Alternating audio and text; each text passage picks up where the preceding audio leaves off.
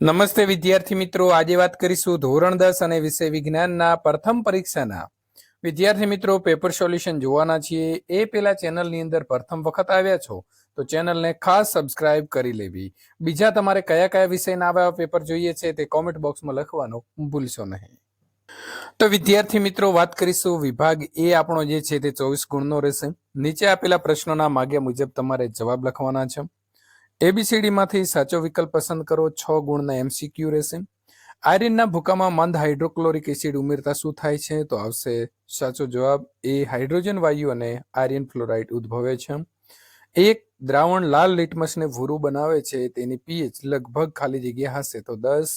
Number 3, એક તત્વ oxygen સાથે પ્રક્રિયા કરી ઊંચું ગલનબિંદુ ધરાવતું સંયોજન આપે છે, તો આ સંયોજન પાણીમાં પણ દ્રાવ્ય છે, તો આ તત્વ ખાલી જગ્યા હોઈ શકે છે તો કેલ્શિયમ. નંબર 4, ખાલી જગ્યામાં પાયરુવેટના વિઘટન થવાથી કાર્બન ડાયોક્સાઇડ પાણીની ઉર્જા ઉત્પન્ન થાય છે, તો કણાભ સૂત્ર.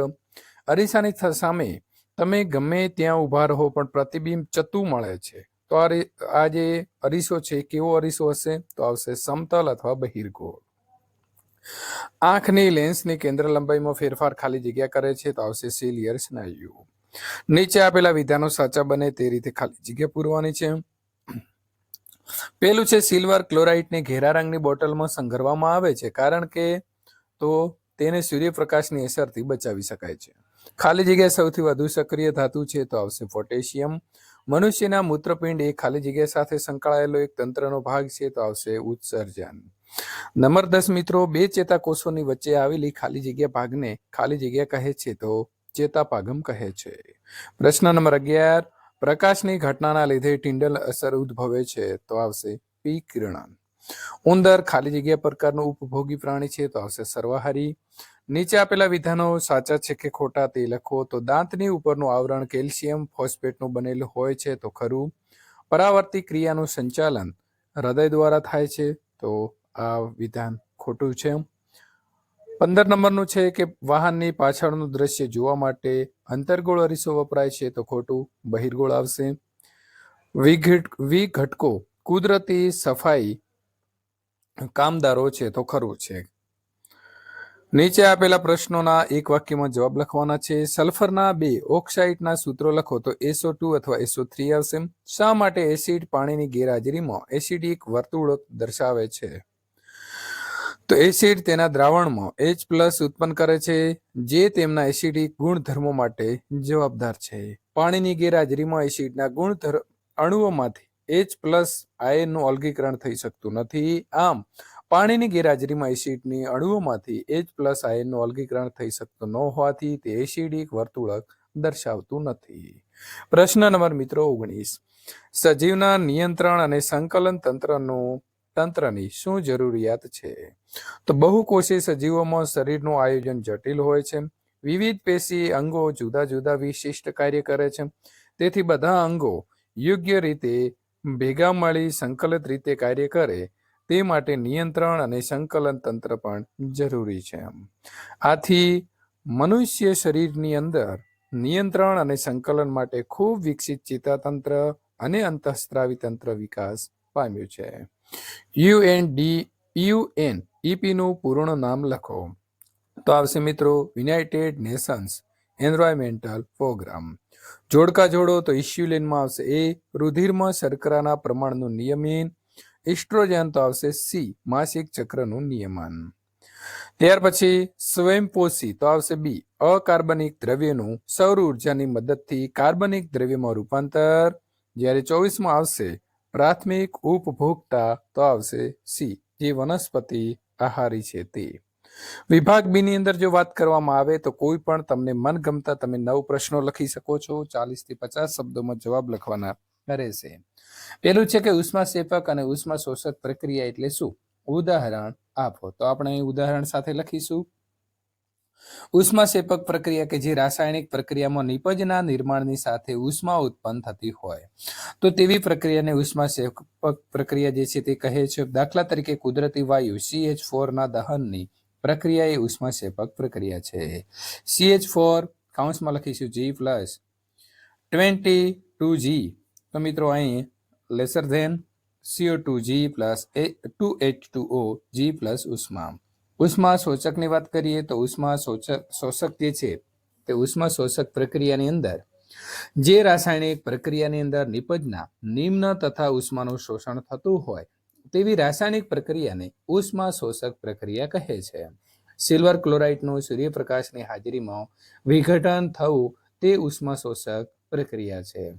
2AgClS એટલે કે સૂર્યપ્રકાશ, તો અહીં આવશે 2AgS પ્લસ Cl2G. તટસ્થીકરણની પ્રક્રિયા કોને કહે છે? બે ઉદાહરણ આપો. તો જે પ્રક્રિયામાં એસિડ અને બેઝ વચ્ચે પ્રક્રિયા થઈ ક્ષાર અને પાણી બને છે તે પ્રક્રિયાને તટસ્થીકરણની પ્રક્રિયા કહે છે. દાખલા તરીકે મિત્રો અહીં આવશે NaOH પ્લસ HCl એટલે કે એસિડ સાથે it's give NaCl plus H2O. 2KOH plus H2SO4 it's give K2SO4 plus 2H2O. ટૂંકમાં તટસ્થીકરણની પ્રક્રિયાને નીચે પ્રમાણે દર્શાવી શકાય. Acid plus base it's give ક્ષાર પ્લસ પાણી. સાંદ્ર એસિડને મંદ કરતી વખતે શા માટે તેમાં પાણી જે છે તે ઉમેરવામાં આવે છે? તો સાંદ્ર એસિડને મંદ કરતી વખતે જો એસિડમાં પાણી ઉમેરવામાં આવે તો ઉત્પન્ન થતી ઉષ્મા મિશ્રણને બહારની તરફ ઉછાળી શકે છે અને દાજી શકાય છે. ઘણી વખત અતિશય સ્થાનિક ઉષ્માના કારણે કાચનું પાત્ર તૂટી જાય છે. આથી એસિડને મંદ કરવા માટે એસિડમાં પાણી ઉમેરવાના બદલે એસિડને હંમેશા પાણીમાં ખૂબ જ ધીરે ધીરે સતત હલાવતા રહીને ઉમેરવો જોઈએ, જેથી ઉત્પન્ન થતી ઉષ્મા સમગ્ર પાણીની અંદર પ્રસરી જાય. પરિણામે કોઈ હાનિ થતી નથી. રાસાયણિક ગુણધર્મોના આધારે ધાતુઓ અને આ ધાતુઓ વચ્ચેનો ભેદ જે છે તે આપણે લખવાનો છે. એટલે કે તફાવત વિદ્યાર્થી મિત્રો આપણે અહીં ધાતુઓ અને આ ધાતુઓ વિશેનો લખેલો છે, જે તમે જોઈને લખી શકશો. ત્યાર પછી બીજો અહીં તફાવત પૂછાયેલો છે ધમની અને શિરા. તો એનો પણ આપણે જવાબ સંપૂર્ણ આપી દીધો છે. તો વિદ્યાર્થી મિત્રો તમારે અહીંથી જોઈ અને લખવાનો રહેશે.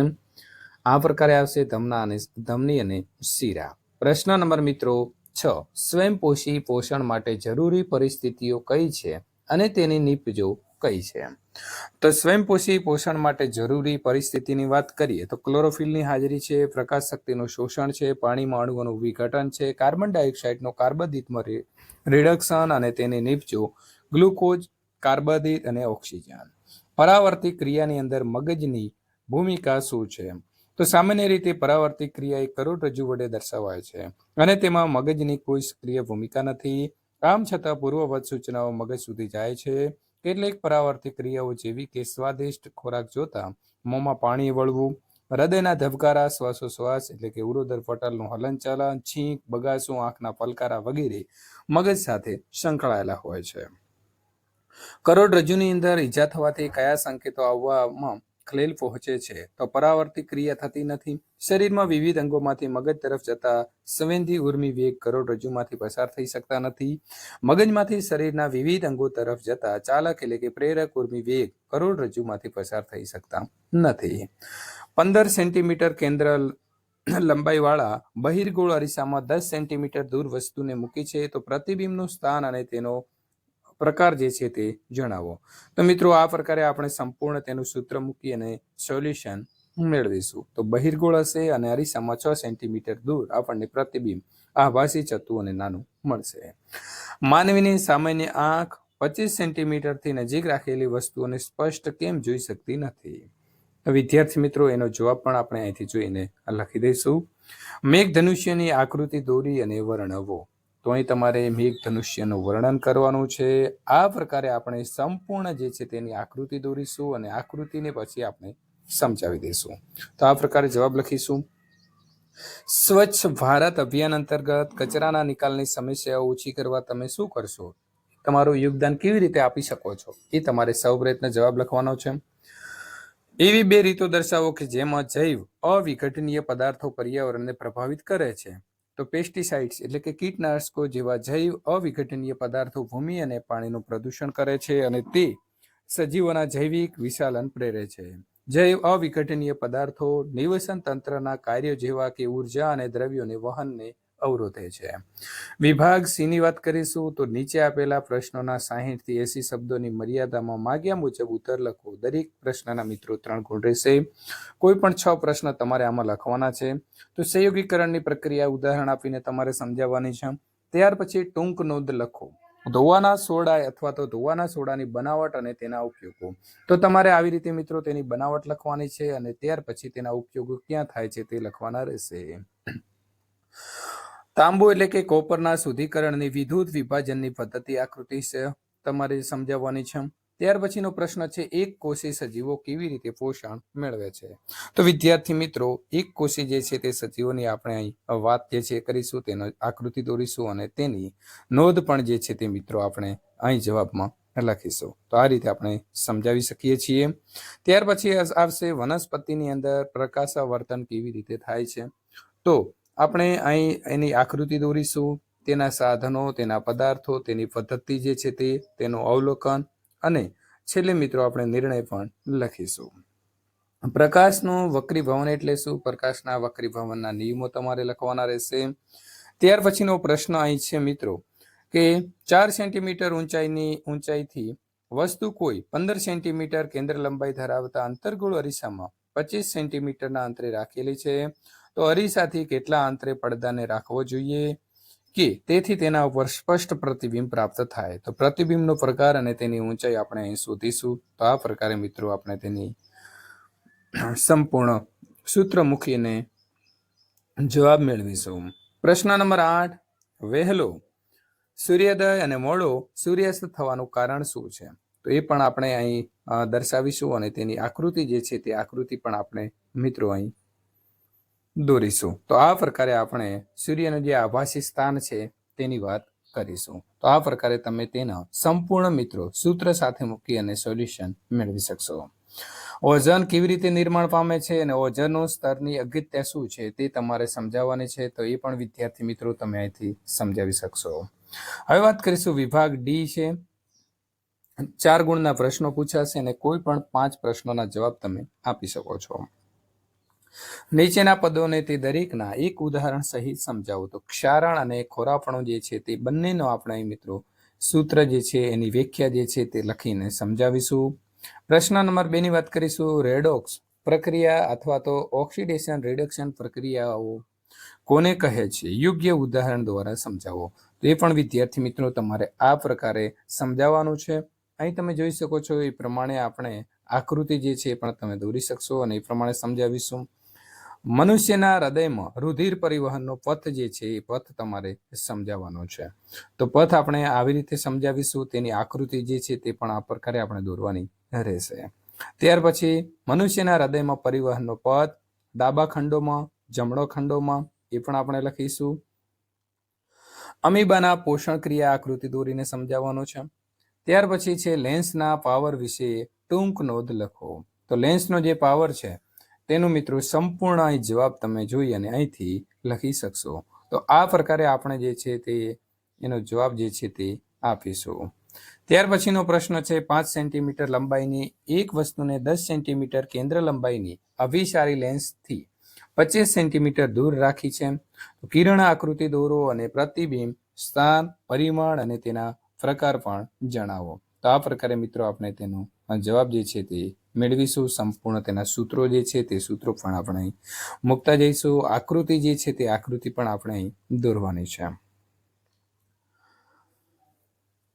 ત્યાર પછી હાઇપરમેટ્રોપિયાનું નિવારણ આકૃતિ દોરીને દર્શાવવું. એક ગુરુદ્રષ્ટિની ખામીવાળું આંખનું નજીક બિંદુ 1 મીટર છે.